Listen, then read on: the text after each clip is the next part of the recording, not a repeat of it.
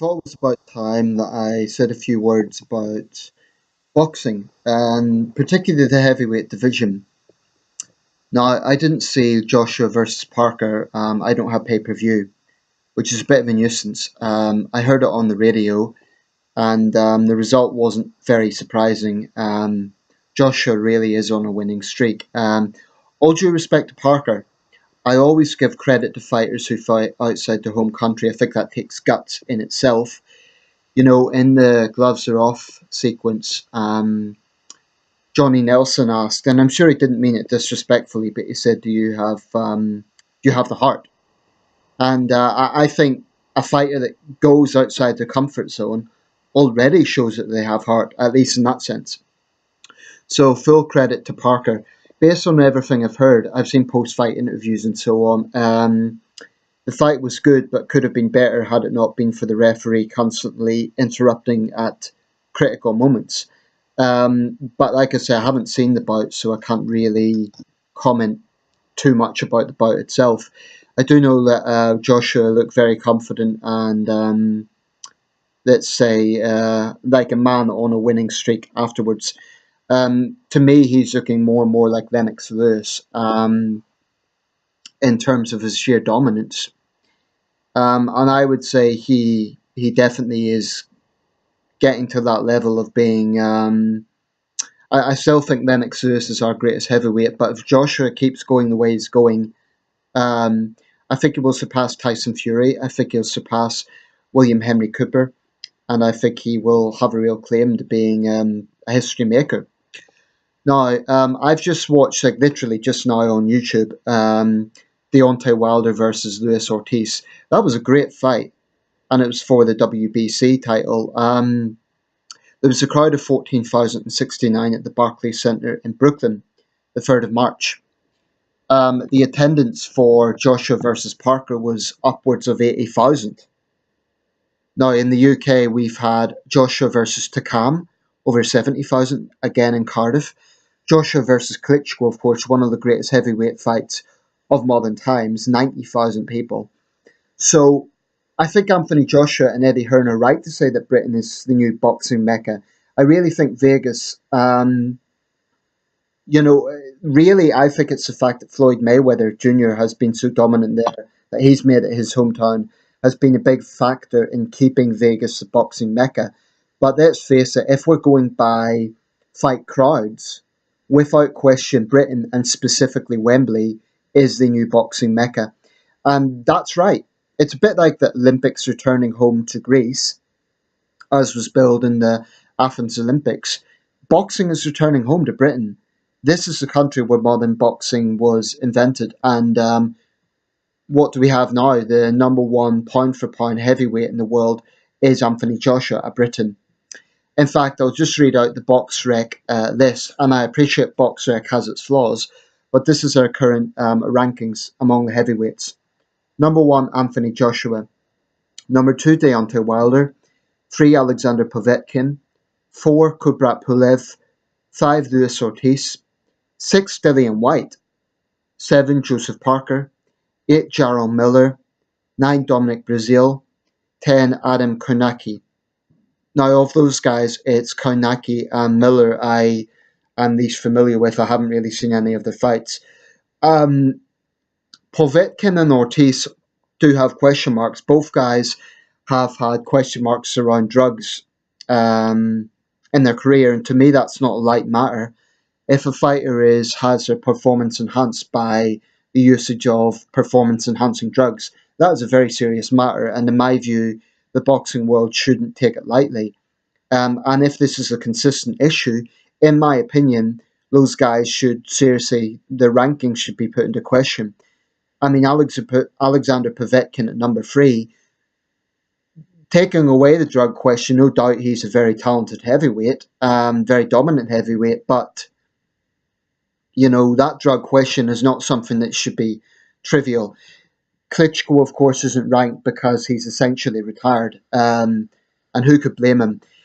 I think what's happened in the heavyweight world is, in the Klitschko era, there was often accusations that the heavyweight division was dead. It was boring.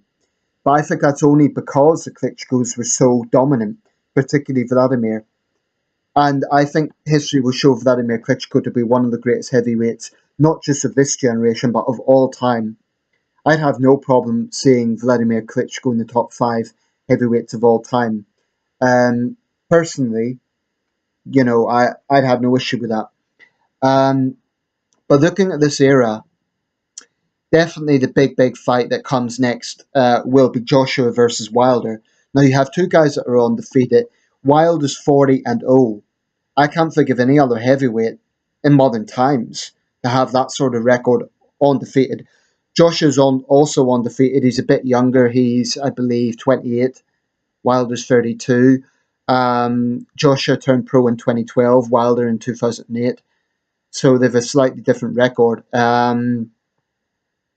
Who's a harder hitter? That's the real question. Both guys are power punchers. Both guys have a lot of KOs on the record. I think looking at the two resumes, I think Joshua has slightly bigger names. But, that is clearly the heavyweight bout that everyone wants to see. It's going to be a massive fight. Now, I think a real question for Joshua, does he fight outside the UK? Well, the argument that Hearn and Joshua are making that Britain is now the new boxing mecca is a fair argument. However, I also agree with what Lennox Lewis said. A true world undisputed heavyweight champion needs to show the ability to travel, bring his brand abroad. I do think Joshua at some point should fight outside the UK, partly to show that he can do that. He can go outside his comfort zone, that he can go and fight a guy in his home crowd. Because every guy that's fought Joshua so far, at least every guy from abroad, has fought outside their comfort zone. Klitschko, Parker, and others, they fought outside their comfort zone. So Joshua needs to show that he can do that. Because it's one thing fighting in an arena when you have 80,000 out of 90,000 people on your side. I think that does galvanise a fighter. That's not to say Joshua doesn't have real talent. He does. But I do think there's a psychology in that. And I think you'd have to be a robot. I think even the most confident fighter in the world, I don't think that they could ignore a crowd of that size. So huge respect to Parker for that. It's interesting that White ranks so highly. I mean, with all due respect to Dillian White, I didn't expect him to rank as high as sixth best heavyweight in the world. That's interesting. But there you have it. So this is something of a golden era for British boxing. And I think, people say the heavyweight division's dead. Come off it. I mean, that fight between Wilder and Ortiz, that was a real, the crowd was on their feet. It wasn't a massive crowd, 14,069, but it sounded like a very enthusiastic crowd.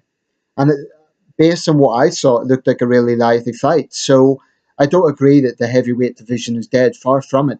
I think we're about to see perhaps a new era in the heavyweight division. I would argue the 2010s has been a bit of a golden era for the welterweights. And I think we're going to see another golden era for the heavyweights, as was the 1970s, as was the 1990s. I think we're on the verge of seeing another real golden era for the heavyweights. And it's going to be dominated by guys like Joshua, Wilder. I don't think Ortiz is gone. Definitely an interesting period. I don't think Parker's gone. So, it'll be definitely an interesting era to watch what happens. Joshua could go another 10 years. Ortiz is fighting at the age of 38 and he's still a dangerous fighter. So Joshua's 28. So it's going to be interesting to see what happens. I think Joshua versus Wilder, I'd like to see it in Wembley. But I do think at some point Joshua needs to show that he can fight outside the UK. I'd be a bit disappointed if he had a wonderful career, let's say an undefeated career, but he never fought outside Britain. As much as I am proud to see Britain become the new boxing mecca, I do think that for a fighter looking to unify the heavyweight division, I mean, Joshua now has every belt except the WBC. I think to be truly an iconic fighter on the scale of Ali, he needs to travel at some point. But Anthony Joshua is definitely someone to watch. And these are exciting times for the heavyweight division. Let me know your thoughts.